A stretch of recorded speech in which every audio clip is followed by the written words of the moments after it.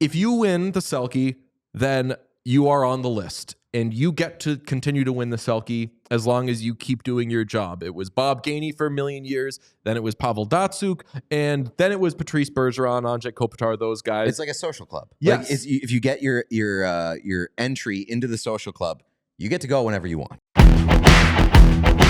So an award that I wanted to discuss because our friend Ryan Lambert has been killing it with these award pieces that he's been writing on Elite Prospects, eprinkside.com. Highly recommend them. He's been dropping them award by award. He already has Calder out. He already has Selke out. He already has Vezina out.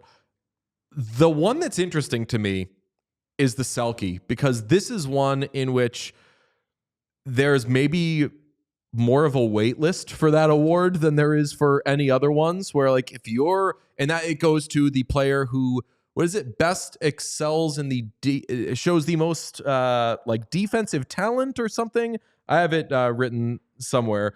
It is for the forward that excels most in the defensive aspects of the game or something like that. Yeah, it's the forward who demonstrates the most skill in the defensive component of the game. Demonstrates the most skill. Yes, that's it. Weird phrasing, but whatever. And there's different ways that people have interpreted it. But long story short, if you win the Selke, then you are on the list and you get to continue to win the Selke as long as you keep doing your job. It was Bob Gainey for a million years, then it was Pavel Datsyuk, and then it was Patrice Bergeron, Andrzej Kopitar, those guys. It's like a social club. Yes. Like if you get your entry into the social club, you get to go whenever you want. Yes. Basically. Great way of putting it. And we're in a very interesting time for the Selke Award because Patrice Bergeron has retired. Kopitar is aging out. I know that Jonathan Toews didn't clean up in them, but he's not playing hockey right now. And last year, the first year without Patrice Bergeron playing, Sasha Barkov won his second. So he is firmly in the club, but it's still maybe more open than it's been in years past. So I was very eager to see, who does RL have? What are the betting favorites? Before we get to who Ryan Lambert thinks is making a good case, I do want to give you the betting favorites because you requested them. Alexander Barkov is the favorite, which makes sense. He's in the club. As long as he is alive and playing well, he will get a lot of Selke votes. And then you have Nico Hischier, Sam Reinhart, and fourth at plus 1,600 odds as of January 6th. Still fourth. Leon Draisaitl, who I just cried real tears as Pete stood up for me and Leon. But Leon Draisaitl is not a Selke candidate. That is absurd. He does not kill penalties. He doesn't need to kill penalties. They got guys who do that. They're a good defensive team. They need him getting his rest for when he and Connor eat. Thank you very much. But this feels like when I was in high school and we had superlatives. I was friends with people in different social circles. I was not a popular kid, but I knew kind of everybody. And I remember one of my friends who played football was like, hey, I'm voting for you for most musical. And I was like, this is because you don't know anybody else who does any musical stuff. I am not even, I'm just a kid who plays sports and is also in choir. Don't vote for me. No, thank you. People will get mad. Don't vote for Leon. He deserves some stuff this year. Give him those things. He doesn't need Selke. Yeah, no, he definitely doesn't. But like, it would be funny if he won a Selke. It would be hilarious. Doesn't finish top 3 in Hart and runs away with the Selke. Amazing. Now I'm up for this, actually. Yeah. No, I read RL's column, and he makes some strong cases for a lot of guys, none of which are Leon Draisaitl. One guy that he does bring up that I think is a fascinating case, and I would love to see it, Sean Monahan of the Columbus Blue Jackets. He writes, hugely positive offensive numbers, decent defensive numbers, and if you're looking for a Columbus MVP, I'd lean more for Monahan than Zach Werenski, who's been getting a lot of love lately. The fact that he's continuing his career rejuvenation under the most miserable of off-ice circumstances imaginable makes this an easy story to tell and an easy guy to vote for. The way things are going right now, he deserves to be there if we're saying it's a 200-foot award and not a defensive forward, a distinction some voters seem to struggle with. There's the RL we know and love. Got to take a shot at the voters and the writers. Like the definition of the award seems to skew more towards what he's accusing the voters of misunderstanding.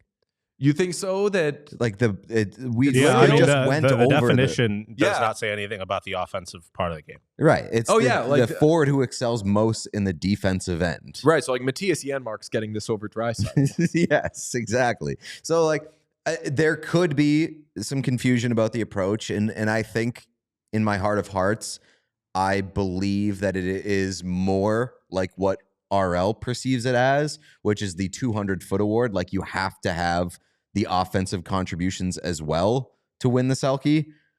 But that little line that he took a jab at the voters, it's like the voters seem like they are doing it right. We'll say if you're Lamar Jackson for MVP voter and just looking at stats, Leon Draisaitl leads the league in expected in goal differential on ice and is second in expected goal differential on ice. But that's just because he scores all the time.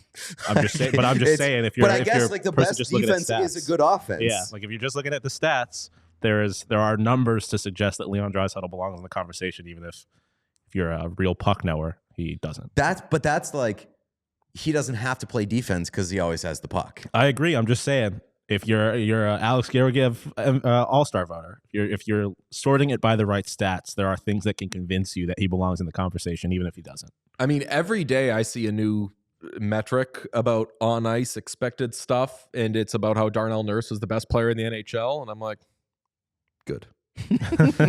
Metrics are good, folks. Ryan Lambert has Sean Monahan second on his. He ranked his top 10 for each award, and he does it in terms of likelihood to win the Selke based on both performance to this point and the odds they continue to improve on their current situations in the second half. He has Sean Monahan second to Sam Reinhart, which I find very interesting. He writes, Reinhart is a guy who'd probably get more love if not for Barkov because he's a great defensive center who also happened to score 60 goals last season. That's a distinction I'll now parenthetically note. The Selke also is awarded a lot where someone has a good season and people say, yeah, we should be considering this guy more. And then the next year it happens. Patrice Bergeron won his first Selke 2011-2012 after he had a very good two-way season in 2010-11 and was incredible in the playoffs. People watched him every day. Like this feels a Reinhart thing would follow the Bergeron thing. He ended 2023-24 fourth in Selke voting, so is now officially capital O, capital V, capital R on voters' radars and is on pace for another 40-plus goals and 90-plus points. Add in voter fatigue, missed games, and a slightly lower production for Barkov, and suddenly Reinhart looks like he could be in the top three very easily. I would love Reinhart being a Selke guy. Mm-hmm. And from there, after Monahan, he's got Cirelli, Austin Matthews, Sasha Barkov, Andrei Kopitar, Joel Eriksson-Ek, Tom Wilson, Brad Marchand, and Nico Hischier. Interesting. I do think Andy Cirelli has a really strong case as well, based off of his increased role and just like who he is as a player and the offensive jump. Like if you're weighing that side of it, the offensive jump from Anthony Cirelli, I think gives him a much better case. My favorite part, and to the person in the chat who says, well, Bergeron should have like 9 Selkies. Bergeron won 6. It feels like people just gave it to him every year. Patrice Bergeron should have won at least 2 more Selkies than he was. Like Bergeron's crazy, gaudy, most ever Selke number is actually low. And I'm not saying that as a Bergeron Bobo. That is actually true. The first year that Kopitar won it was complete voter fatigue. And the year that Sean Couturier won it was, Bergeron's missed enough games that we can give it to somebody else. No disrespect to the season that those guys had, but that's like a Ray Bourque-esque thing where it's like, he won a lot, but I kind of think he should have won more. It's interesting to say that the Barkov's missed games from the season may hurt his case and then put Austin Matthews there. Calling him a fraud is what we're calling Ryan Lambert. Just saying. Head over to EP Rinkside, read those things from Ryan Lambert. Check out Puck Soup. He is the GOAT's GOAT. We'll talk about more awards throughout the season. But wanted to hit on the Selke and an interesting conversation there. We were texting about it, RL and I, and this is what led him to put these things on my radar. We were talking about Sean Monahan, and he made the point about he's probably the Blue Jackets MVP over Zach Werenski, and I was like, wow. If you were to just ask me who's the Blue Jackets MVP, everybody would say obviously Zach Werenski, But you are correct, and I agree with that. And you don't need to send me any numbers. I definitely agree with this. And then we got to talking about this. Would you also feel that Monahan is probably the MVP? That team? I don't know. It's difficult because I think Monahan changed their like identity quite a bit and like put them in a so much better of a position to succeed. But Werenski's been so good this year. Yeah. It's kind of like a 1A, 1B situation. But when you do look at, and you said he didn't need to send you any of the numbers to prove it, like that Monahan line's goal differential is insane. I'm pretty sure like Monahan's line is a plus 17 on the year. Yeah, he has the 5-on-5. second best only to one of the other guys on his line.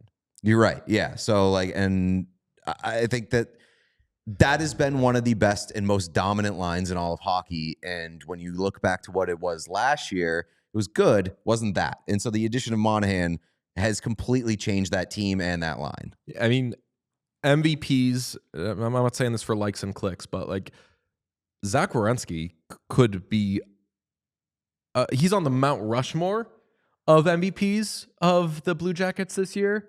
But Sean Monahan, Dean Evison, Johnny Gaudreau, Zach Werenski. Yeah, I mean, and like Lambert made the point too. It's like if it comes down to Monahan and somebody else, and it's like a close by the numbers, how many voters are going to check Monahan's name on the box on their ballot because of the story?